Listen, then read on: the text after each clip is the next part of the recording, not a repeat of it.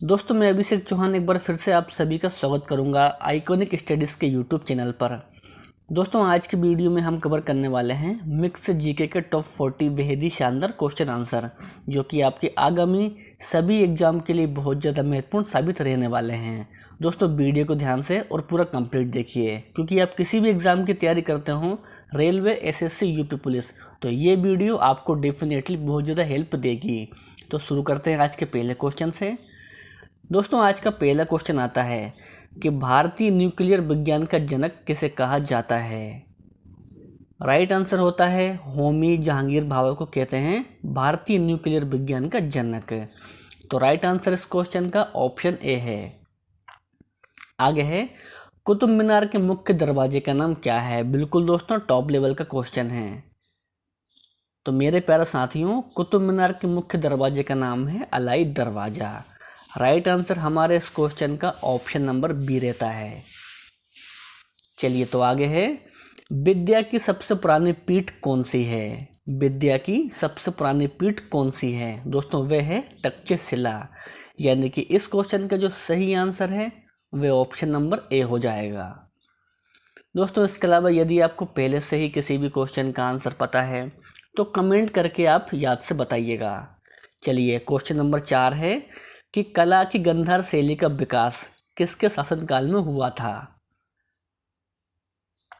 सही आंसर है कनिष्क के शासनकाल में हुआ है कला की गंधार शैली का विकास। राइट आंसर इस क्वेश्चन का ऑप्शन डी है और ये आपको ध्यान में रखना है। चलिए तो नेक्स्ट है कि अमेरिका का प्रथम राष्ट्रपति कौन था। अमेरिका का प्रथम राष्ट्रपति कौन था दोस्तों, कौन था? तो सही आंसर है George Washington. Next question, Braille लिपि की खोज किसने की थी। परीक्षा में दोस्तों कई बार पूछा गया है ये क्वेश्चन कि ब्रेल लिपि की खोज किसने की थी।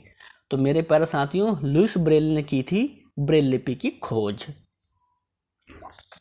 नेक्स्ट है रत्नावली की रचना किसने की है। रत्नावली की रचना किसने की है।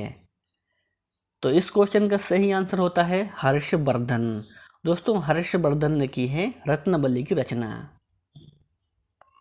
आइए अगला क्वेश्चन करते हैं। पंचशील घाटी किस देश में स्थित है। पंचशील घाटी किस देश में स्थित है दोस्तों, कहाँ पर है? तो राइट आंसर है अफगानिस्तान। दोस्तों अफगानिस्तान में है पंचशील घाटी। आगे है कि महाबलीपुरम की स्थापना किसने की थी। दोस्तों महाबलीपुरम की स्थापना की थी पल्लव शासकों ने। राइट आंसर इस क्वेश्चन का ऑप्शन नंबर सी हो जाता है। आगे है सूफी संतों के निवास स्थान को क्या कहा जाता है। बिल्कुल दोस्तों टॉप लेवल का क्वेश्चन है। सूफी संतों के निवास स्थान को क्या कहा जाता है दोस्तों, क्या कहा जाता है?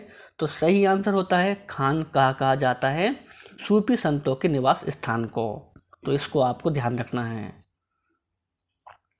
नेक्स्ट है नमक सत्याग्रह किस वर्ष हुआ था। नमक सत्याग्रह दोस्तों ये हुआ था 1930 में।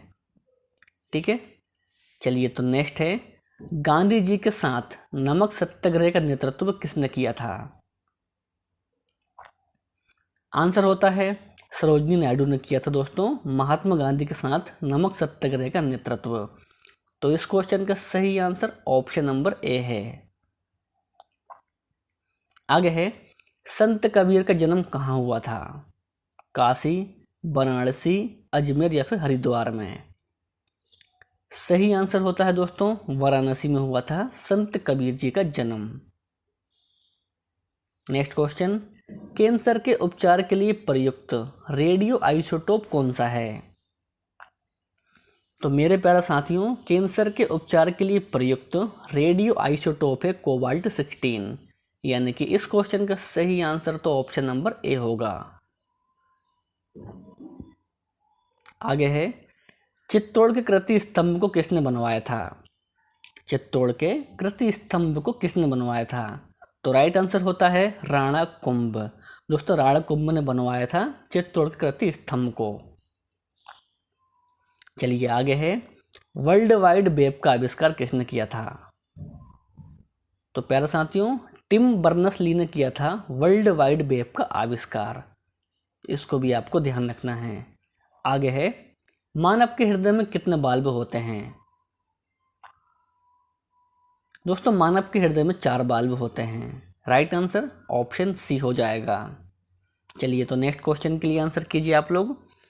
संयुक्त राष्ट्र का प्रथम महासचिव किसे बनाया गया था? टॉप लेवल का क्वेश्चन दोस्तों। सही आंसर है ट्रिग्बी ली को बनाया गया था संयुक्त राष्ट्र का प्रथम महासचिव। राइट आंसर ऑप्शन डी हो जाता है। नेक्स्ट है झीलों के अध्ययन को क्या कहा जाता है? परीक्षा में दोस्तों न जाने कितनी बार पूछा गया है, झीलों के अध्ययन को क्या कहा जाता है? दोस्तों क्या कहा जाता है? तो लिम्नोलॉजी कहा जाता है झीलों के अध्ययन को। आगे है विश्व डाक दिवस कब मनाया जाता है? विश्व डाक दिवस कब मनाया जाता है? तो मेरे प्यारे साथियों 9 अक्टूबर को मनाया जाता है विश्व डाक दिवस। चलिए तो आगे बढ़ेंगे। आलू का शिथिल रोग किस जीवाणु के कारण होता है? आलू का शिथिल रोग, तो प्यारे साथियों आलू का शिथिल रोग होता है सूडोमोनास सोलनेसियरम के कारण। यानी कि इस क्वेश्चन का सही आंसर दोस्तों ऑप्शन नंबर ए होगा। चलिए तो आगे है भारतीय विश्वविद्यालयों की स्थापना किसके शासनकाल में हुई है? राइट आंसर है इस क्वेश्चन का लॉर्ड कर्जन के शासनकाल में हुई है भारतीय विश्वविद्यालयों की स्थापना। दोस्तों इस क्वेश्चन का सही आंसर ऑप्शन बी है। चलिए तो आगे है श्वेत फास्फोरस यानी कि सफ़ेद फास्फोरस को सदैव किस में रखा जाता है? दोस्तों जल यानी कि पानी में रखा जाता है सफ़ेद फास्फोरस को। नेक्स्ट है जनगणना किस सूची के अंतर्गत आता है? संघ, राज्य, संवर्त या फिर इनमें से कोई नहीं? तो मेरे प्यारे साथियों संघ सूची के अंतर्गत आता है जनगणना। तो इस क्वेश्चन का सही आंसर ऑप्शन नंबर ए है और ये आपको ध्यान में रखना है। भारतीय संविधान सभा का संवैधानिक सलाहकार कौन था? राइट आंसर है इस क्वेश्चन का बी एन राव।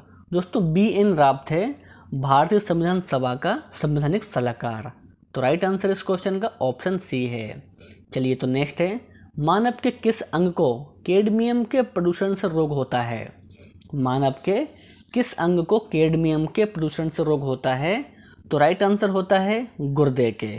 तो इसको भी आपको ध्यान रखना है। आगे है कि आम का लिटिल लीफ रोग किसकी कमी से होता है? लिटिल लीफ रोग किसकी कमी से होता है? दोस्तों ये होता है जस्ते की कमी से। ठीक है, चलिए आगे है देश की पूजा ही राम की पूजा है, ये कथन किसका था? बिल्कुल दोस्तों शानदार क्वेश्चन है। तो देश की पूजा ही राम की पूजा है दोस्तों, ये कथन था मदन लाल ढींगरा जी का। Right answer option number A हो जाएगा और ये आपको बिल्कुल ध्यान में भी रखना है। आगे आता है कि अलकनंदा और मंदाकिनी नदियों का संगम कहाँ होता है? सही आंसर होता है रुद्रप्रयाग में होता है अलकनंदा और मंदाकिनी नदियों का संगम। नेक्स्ट क्वेश्चन पंचतंत्र की रचना किसने की थी? राइट आंसर हो जाएगा इस क्वेश्चन का विष्णु शर्मा ने की पंचतंत्र की रचना। धान का खेरा रोग किसकी कमी से होता है? धान का खेरा रोग दोस्तों ये होता है जस्ते की कमी से। नेक्स्ट है केंद्रीय भैंस अनुसंधान संस्थान कहाँ स्थित है? केंद्रीय भैंस अनुसंधान संस्थान सही आंसर होता है हिसार हरियाणा में है केंद्रीय भैंस अनुसंधान केंद्र।